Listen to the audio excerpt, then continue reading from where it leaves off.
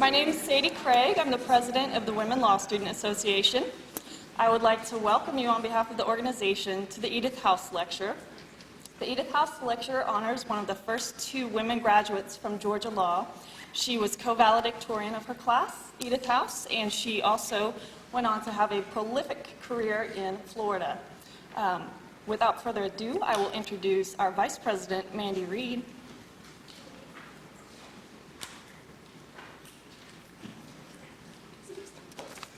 Thank you, Sadie. I'm very lucky to have the opportunity to be so involved with this lecture this year. I really appreciate all of you coming out, especially given the weather, and we're really happy to be able to do this. I'm now going to introduce Professor Love, who's going to introduce the Chief Justice. Professor Love graduated first in her class from the University of Georgia School of Law, an aspiration that we all hope to achieve, but few do. After that, she served as a law clerk for Judge Lewis Morgan of the U.S. Court of Appeals for the Fifth Circuit, and then later taught at Rutgers School of Law and at Tulane before joining the faculty here at the University of Georgia. I know we're very happy to have her. She's the Vernon F. Chaffner Distinguished Professor in Fiduciary Law as of the summer of 2002, and she is considered an authority on trust and estates law. She has published Red Ferns for the state of Georgia regarding fiduciary law. Without further ado, I give you Professor Love.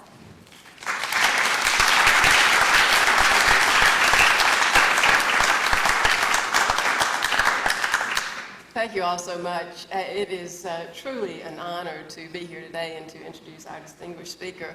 And I also want to say on behalf of the law school and the Wilson organization, welcome especially to all of Edith's House family who happen to make it here today. We're always glad to have you with us.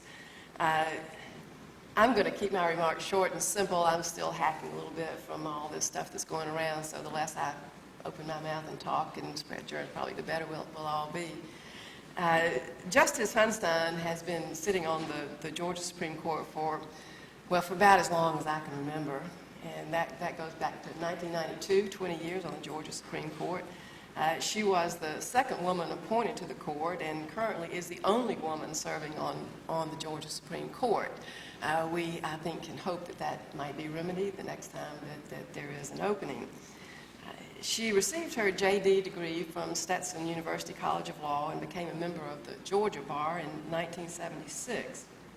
Before her appointment to the Supreme Court, she was in private practice for several years, and then she was elected to the Superior Court of DeKalb County. During the course of her career, she's been the recipient of many, many awards. I'm not going to enumerate them all, but they include the Commitment to Equality Award from the State Bar of Georgia Committee on Women and Minorities in the Profession, and the Margaret Brent Award, which is the most prestigious award given each year by the American Bar Association Commission on Women in the Profession. This is a distinct honor that she shares with several other of our Edith House speakers over the years, including former Judge Shirley Huffstetler of the Ninth Circuit Court of Appeals, Chief Justice Jean Toll of the South Carolina Supreme Court, Sarah Weddington, Justice Shirley Abramson, of the Wisconsin Supreme Court, and I could go on. This is a prestigious group of speakers that we have had here with us for the Edith House Lecture. And their accomplishments have been recognized on a national level. Of course, these awards that Justice Hunstein has won merely recognize her lifetime of generous service to her community, to her state, to her nation, to her profession. One would think that sitting on the Supreme Court is at the very least a full-time job, but in addition to that, she's been involved in many, many significant activities. She was the chair of a groundbreaking study issued by the Georgia Commission on Gender Bias in the Judicial System. She also chaired several commissions on child support guidelines, and she served on the advisory board of the Justice Center of Atlanta and the Georgia Campaign for Adolescent Pregnancy Prevention. She is a member of the American Bar Association's Public Perceptions Committee, the Bleckley Inn of Court, and has served as liaison to the Chief Justice Commission on Professionalism since 1992. In addition to all of this, she's found time to relish her role as mother and grandmother. As one final note, I'd like to mention an accomplishment that, as far as I know, is a first for an Edith House speaker. Justice Hunstein is a cover girl. I have the evidence here to prove it. If you're thinking of something else here, she graces the cover of the July 2010 American Bar Association Journal, featured here with her fellow justices from Florida and Alabama. And if you want to check this out from the library after I send it back or online, it's a nice article about how Southern women are remaking the face of justice. So Justice Hunstein, we look forward to hearing your talk today. Welcome. We're happy to have you with us.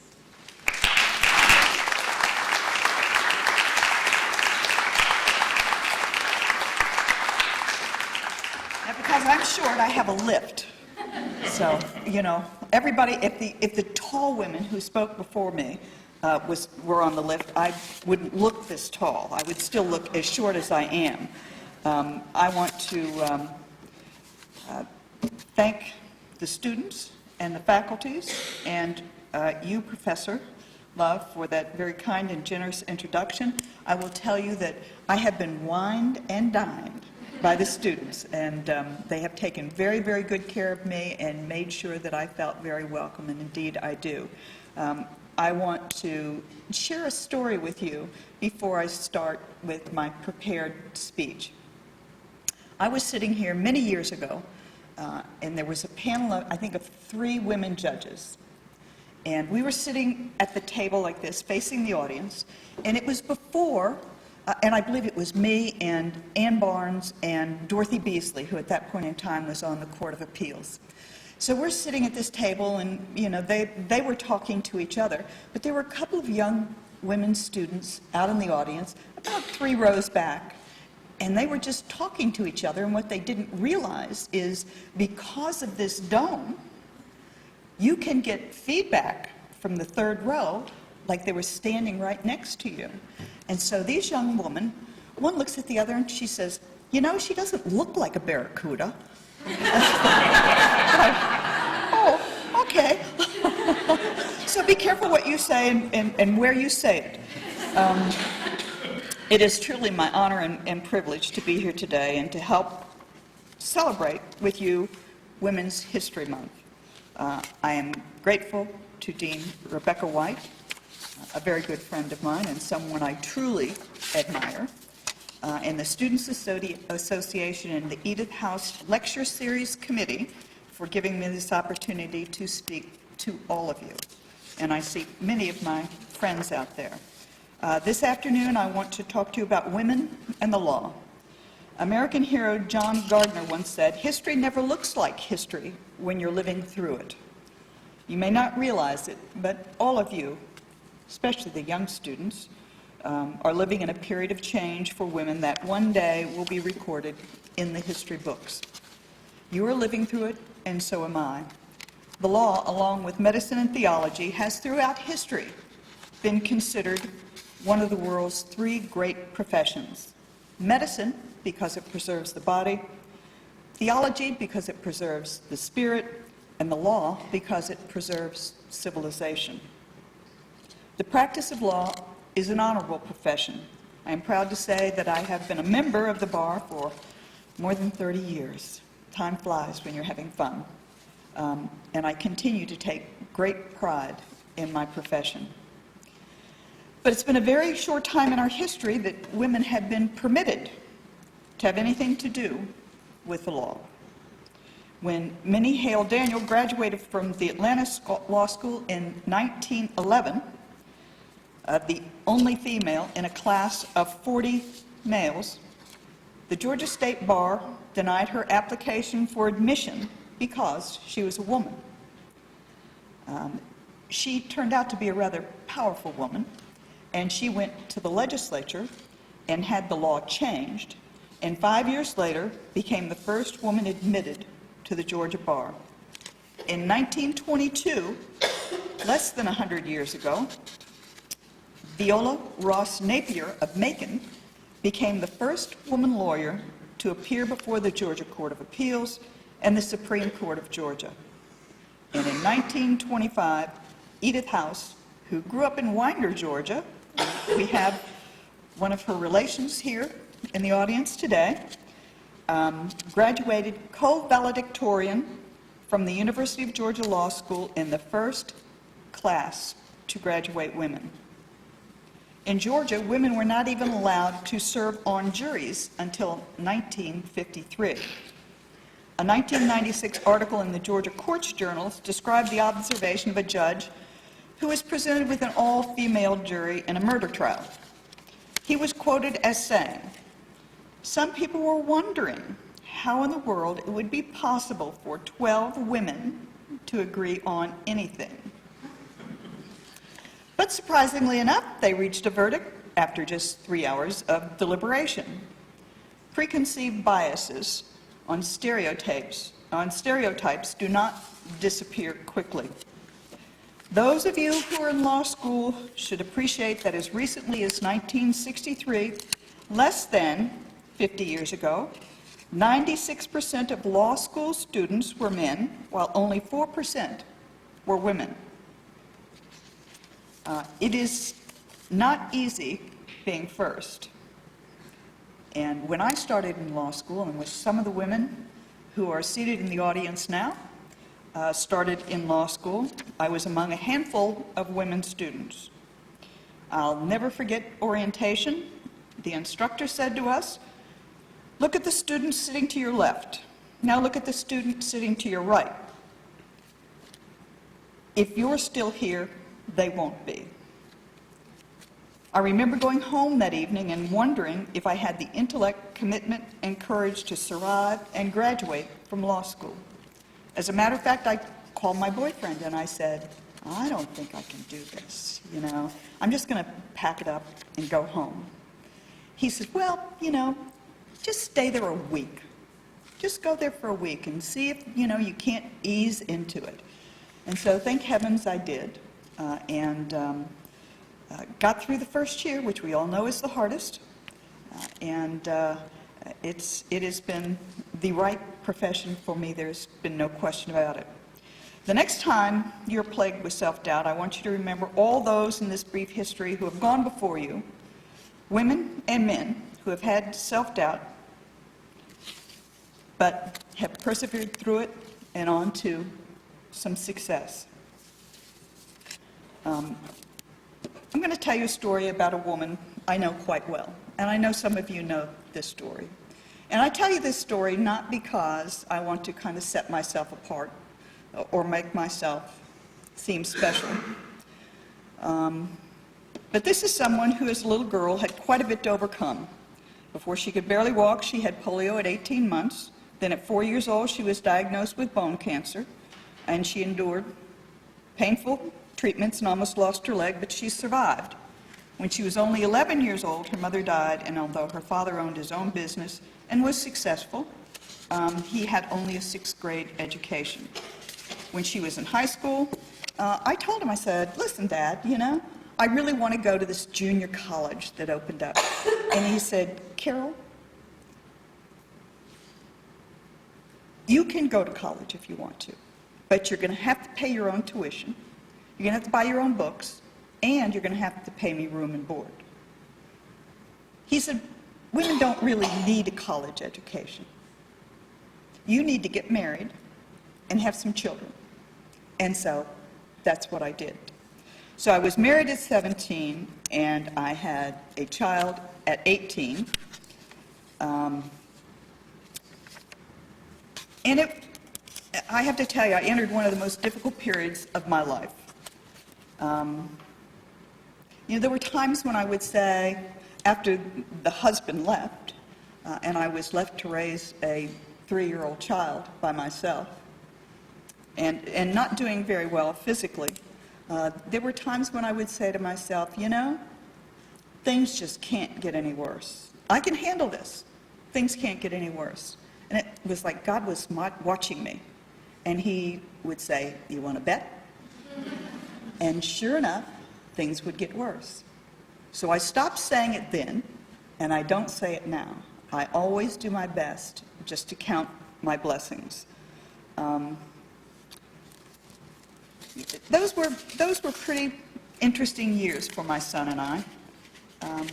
The cancer reoccurred when I was 23, and so I had to make the decision, was I going to lose the leg and raise my son, or was I going to try and tough it out the way I had before?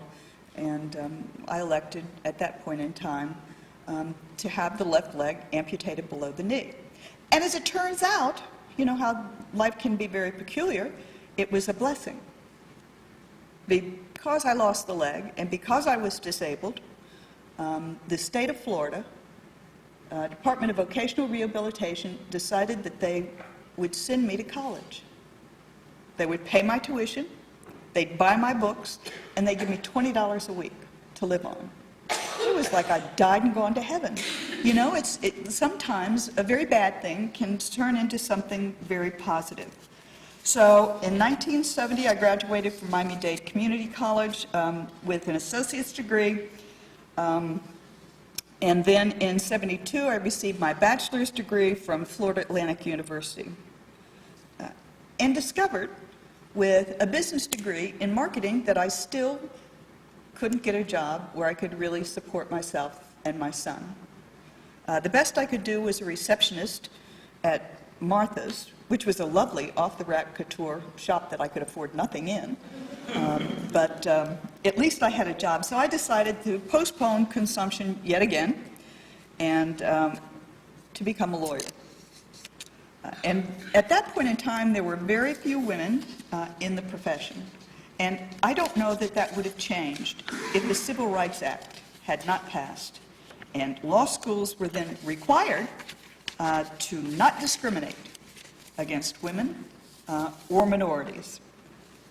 And I was only a handful of women students when I entered Stetson Law School. And it was the largest class of women that had ever entered Stetson. Before that, I think there were 2 other women on campus. So there were 6 out of 65.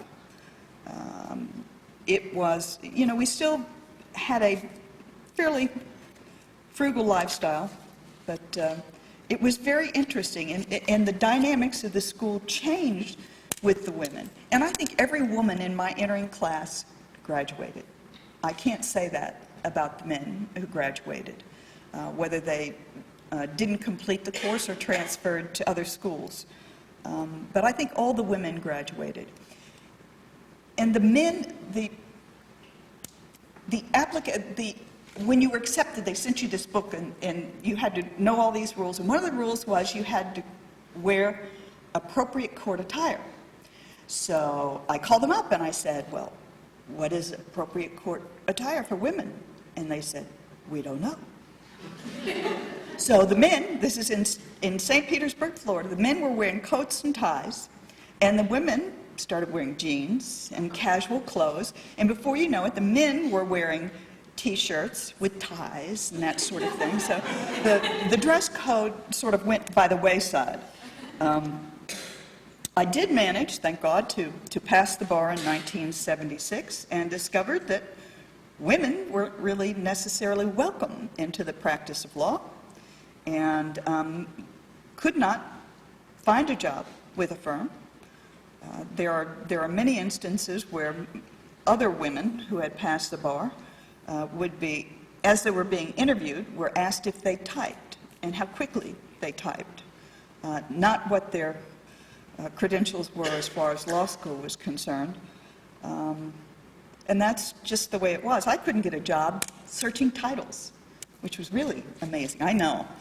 I saw someone grimace there. You know, it's not a actually mind-bending job, but so I opened up my own business with my husband at that point in time. Thank God he was working for the probate court, and we had a salary coming in, and began taking cases, appointed cases, at the Fulton County Jail on a Monday morning.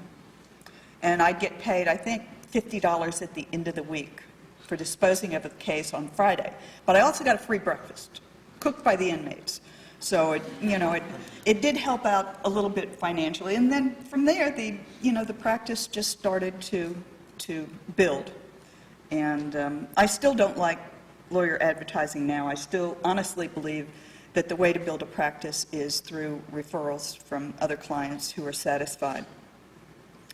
Well, I wanted to be a trial lawyer. I didn't want to sit at the desk. I didn't want to do just research. And there were very few women at that point in time who did litigation. There were some, but I decided that I wanted to go to court. I wanted to try cases. But I didn't necessarily get a good reception from the local judges. I was Honey, or Little Lady. That was one of my favorites. But my opponent would be addressed as counselor or colonel. I don't think we call lawyers colonel much anymore, but when I first went into the practice, you were called colonel. And one day I was in the courtroom and I said, you know what? I'd be a better judge than that judge. I'd treat people with courtesy and respect. I'd be fair and impartial. I'd rule based upon the law of the facts. And so, even though I was politically naive, I decided I'd run for the Superior Court of DeKalb County. It was an open seat. A judge had announced that he wasn't going to run for re-election. And so there were 4 men who had already put their names in. 2 of them were sitting city court judges. And I decided, well, I'd go ahead and do it. And thankfully, I had some friends who knew about judicial politics, because I really didn't know anything about politics, period. I'd never been a member of any party. I was always busy trying to feed my children and me and that sort of thing. But I had some very, very good friends who did know how to run a judicial campaign. And when I came in first in the primary, one of the sentences in the Atlanta Journal-Constitution said that before that I hadn't even been considered a dark horse. There was no chance I could win. And my opponent was so confident, he took a vacation in between the primary and the runoff. And I continued to campaign. And so on September 17th, I became the first woman Superior Court judge in DeKalb County. Now, that made me the 5th woman in history to serve on the Superior Court in the state of Georgia. The very first woman was Phyllis Kravitch, who was elected in Savannah and was serving as a Superior Court judge. And the reason she ran was because a lawyer came to her and said, I really think you should support so-and-so in this election for the Superior Court position. If you weren't a woman, I would say you would be a good candidate. Well, that's all it took for Phyllis. Anybody who knows Phyllis Kravitch will know that was enough to spur her on. And so she went on to success and became the first woman Superior Court judge in the state. She subsequently was appointed to what was then the 5th Circuit on the Federal Court of Appeals, which is now the 11th Circuit, and she continues to serve as a senior judge. And if you think I'm short, you should see her. She is this little tiny thing, but she's absolutely dynamite. There are certain benefits to being a woman judge. I can answer my phone and say, Justice Hunstein's chambers, and nobody will know it's me. I used to do that on the trial bench. And Phyllis, one time she was going to oral arguments in New Orleans, and it was raining like crazy, and she was just about to get in this cab when 2 lawyers pushed her out of the way and got in the cab. They told her, well, listen, we have to go to court. It's very important. We can't wait. We can't be late. Well, they were very surprised when she took the bench. And that's a true story, and I have her repeat it whenever we're together. It's really important to understand that we all have strengths and gifts and the capability to do all that God has intended for you to do and for me to do in this world. Remember this, we all have problems. We all have obstacles to overcome. I did, and so will you. But it's not the problems that we should let define us. It's how we respond to the problems and learn from them that makes us who we are. And it's the problems that have helped make me who I am. Today, you saw the picture of the ABA magazine. There are 7 Southeastern state Supreme Court justices who are women. And that's remarkable. We sort of stumbled upon that. I was with Sue Bell Cobb and Jean Toll at a conference, and we got to talking about it. We discovered that Florida, Georgia, North Carolina, South Carolina, Tennessee, Louisiana, and I think certainly Alabama, you know, they have chief justices, and we're all doing a good job. Sue Bell Cobb is, I think, one of the people who came up with Cover Girl. She was a cover girl. And she's a dynamo. She is the Chief Justice of Alabama. She is, where they run partisan, by the way, and she is the only Democrat on the Alabama Supreme Court. And she is one tough lady. Only 4% of law students were women in 1963, but then by 2007, that number had grown to 47%. Now, I recently gave the commencement address here at UGA Law School not so long ago, and the graduating class was 55% women. I think that was the largest female graduating class that they'd ever had.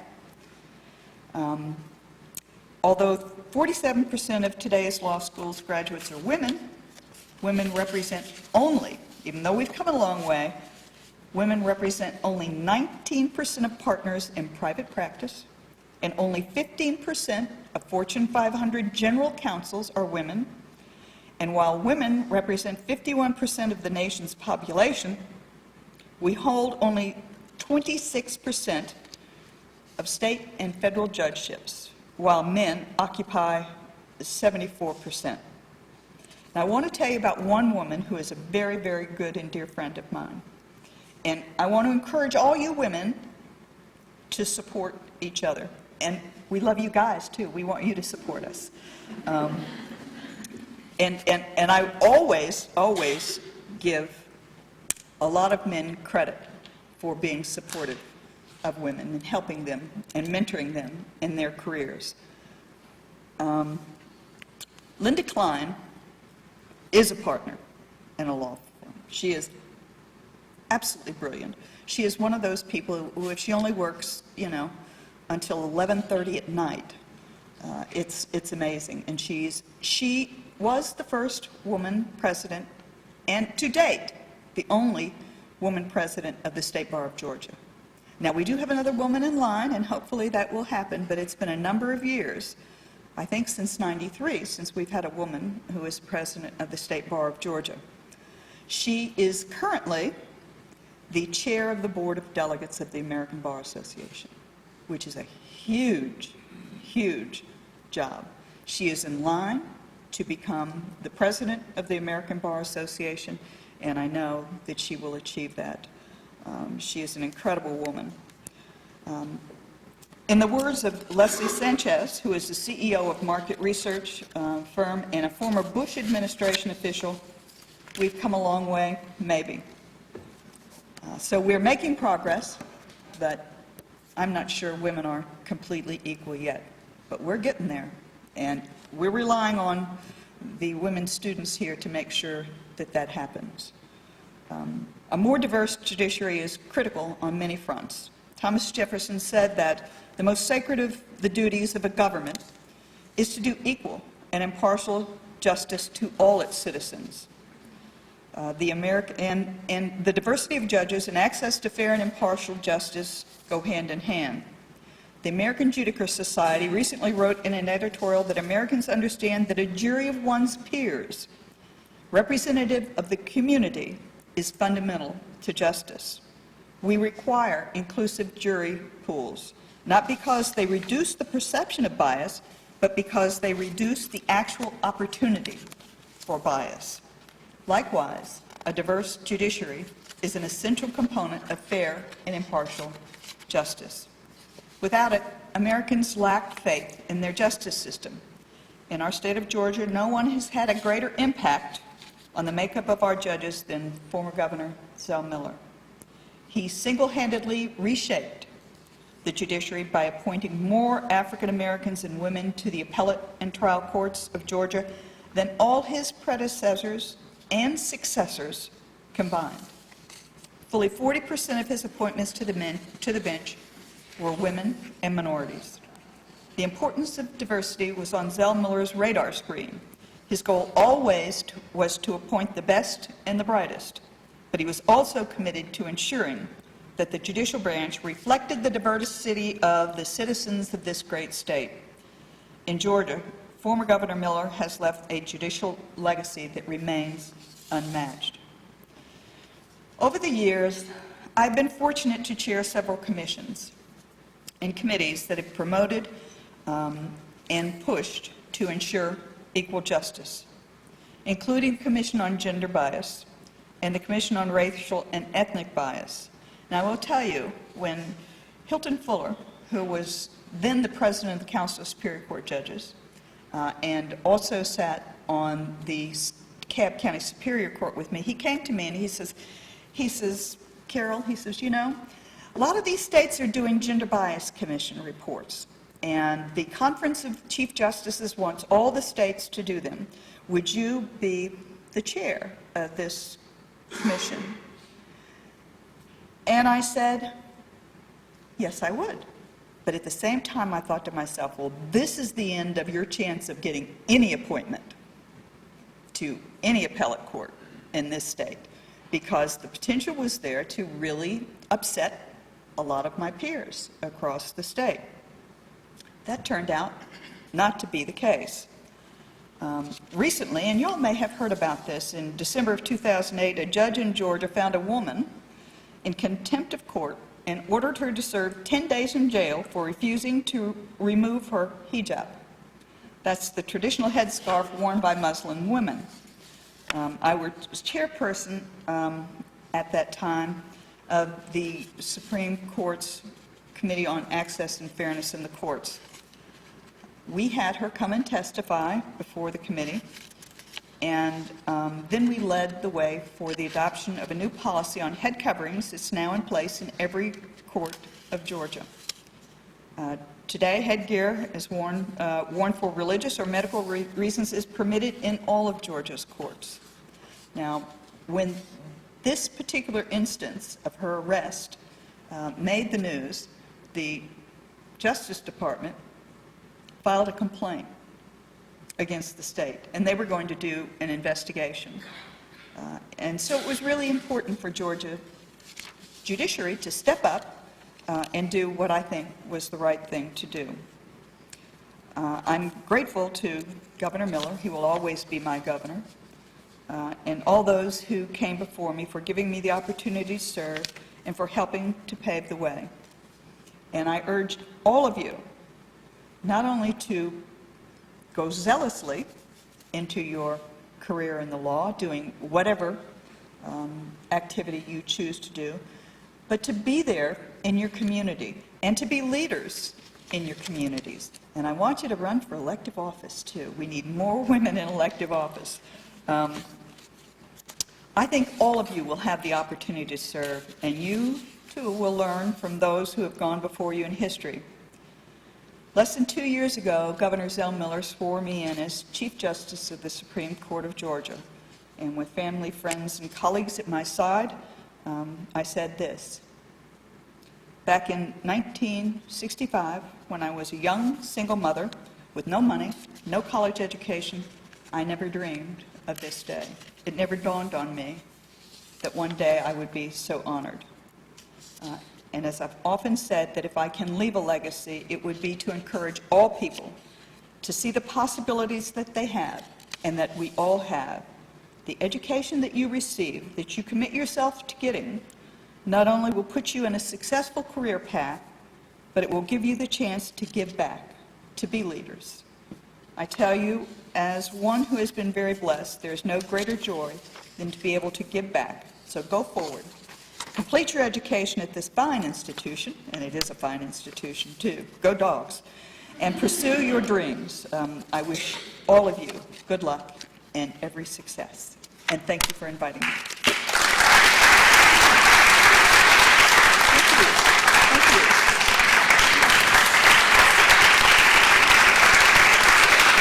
Thanks. Thank you. Now, thank you very much. I will answer a couple of questions if we have time. Do you have time? Okay. Any questions? Now, I've had lunch and dinner with people, and I've been answering questions for a while now.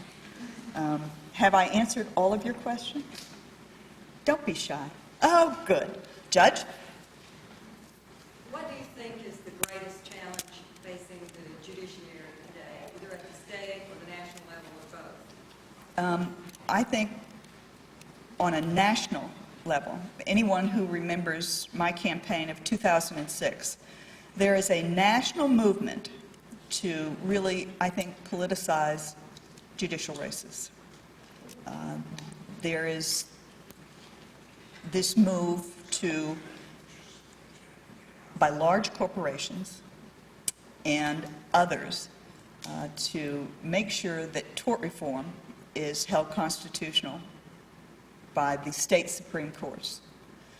And so there's been a movement for more than a couple of years to make sure that indeed happens, that their judges are on the bench to uphold whatever the legislature has passed into law and whatever the governor has signed into law.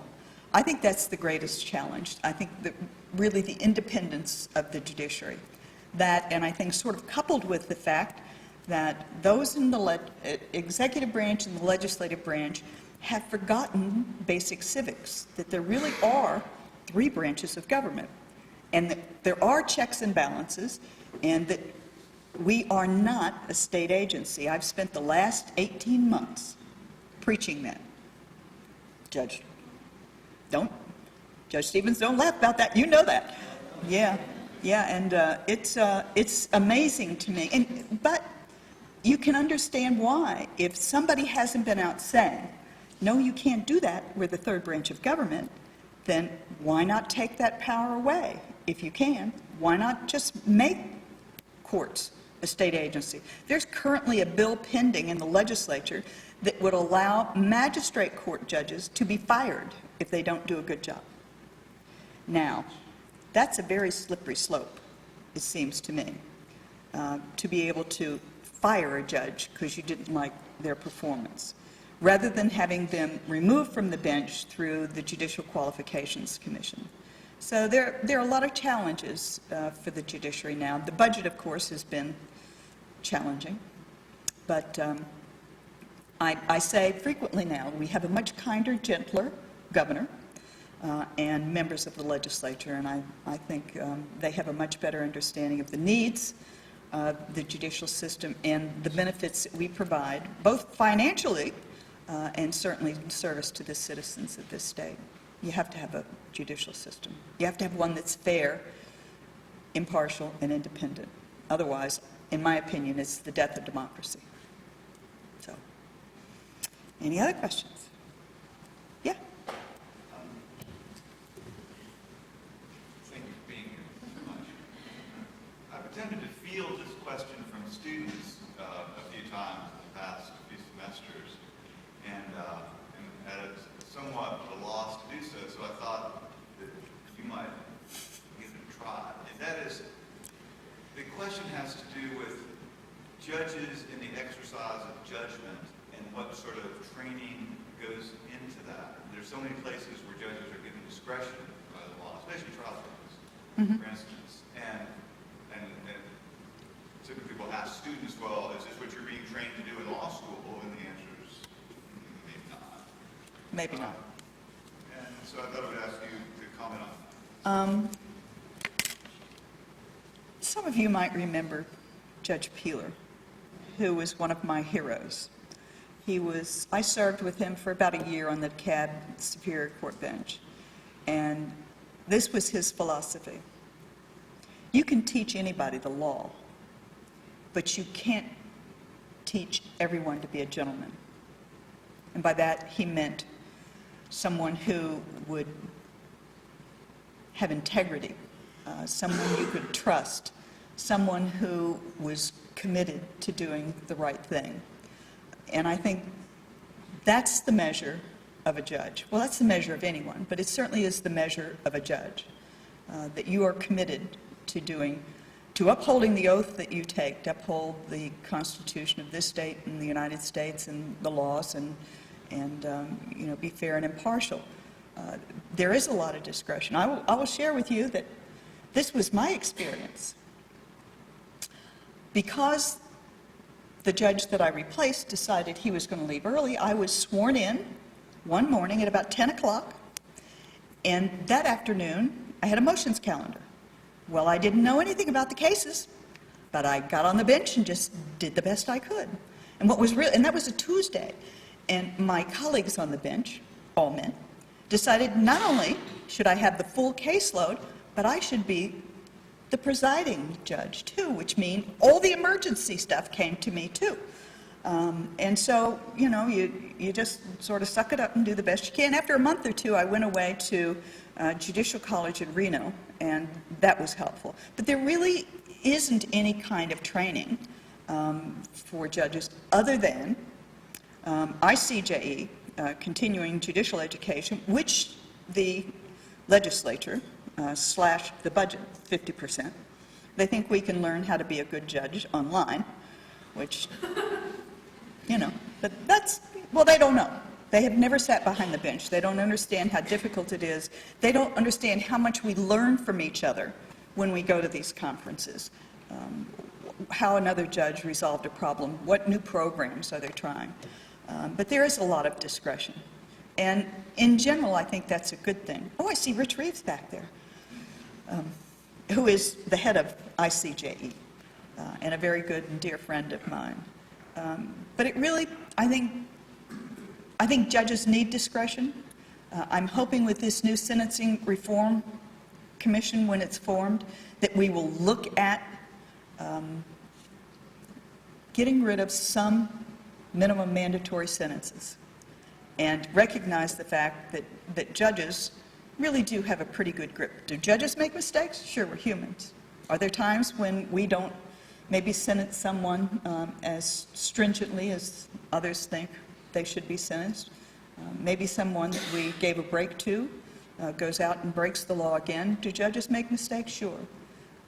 But I challenge any of you to sit behind that bench and decide someone's life and where their children are going to live and how much money they're going to have to live on.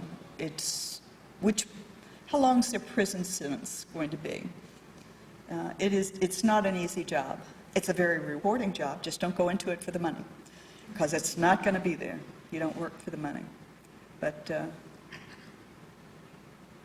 somebody has to have discretion. Otherwise, you just have to put a robot up there, which is sort of, I think, what the legislature's kind of boxed some judges into in some cases. So,